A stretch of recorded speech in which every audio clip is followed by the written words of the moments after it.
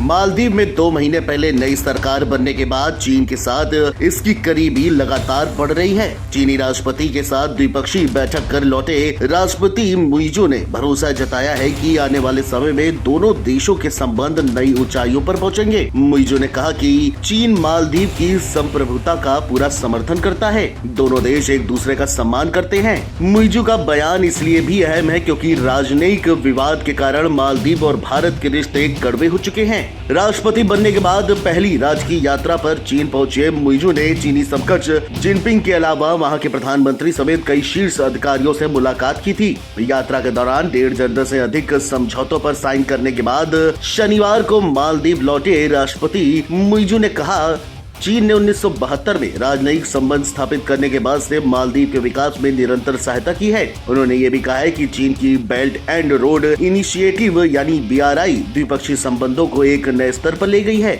मुइजू ने कहा कि चीन ऐसा देश नहीं है जो मालदीव के आंतरिक मामलों में हस्तक्षेप करेगा और यही कारण है कि दोनों देशों के बीच मजबूत संबंध है। चीन के सरकारी चैनल CGTN के साथ एक इंटरव्यू में मुइजू ने कहा कि मालदीव और चीन एक दूसरे का सम्मान करते हैं। चीन मालदीव की संप्रभुता का पूरा समर्थन करता है। राष्ट्रपति ने विश्वास जताया है कि चीन मालदीव संबंध भविष्य में भी मजबूत होते रहेंगे।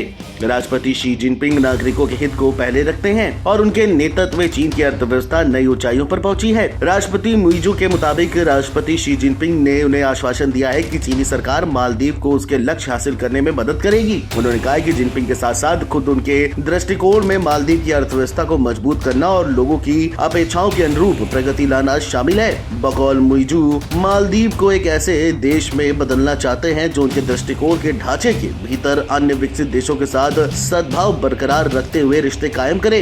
गौरतलब है कि राष्ट्रपति मुइजू ने चीन दौरे से लौटने के बाद भी भारत का नाम लिए बिना तीखी टिप्पणी कर डाली। उन्होंने कहा था कि भले ही मालदीव काफी छोटा देश है, लेकिन केवल इस आधार पर किसी देश को उसे धमकाने या उस पर धौंस दिखाने का लाइसेंस नहीं मिल जाता। इस बयान को चीन से उनकी करीबी और भारत के खिलाफ उग्र तेवरों के तौर पर देखा गया। बहरहाल देखने वाली बात ये होगी कि चीन और मालदीव के संबंध आने वाले समय में कितने गहरे होते हैं। क्या इसकी गहराई से भारत और मालदीव के बीच रिश्ते की खटास बढ़ेगी या नहीं, ये तो आने वाला वक्त ही बताएगा। Video desk NBT online.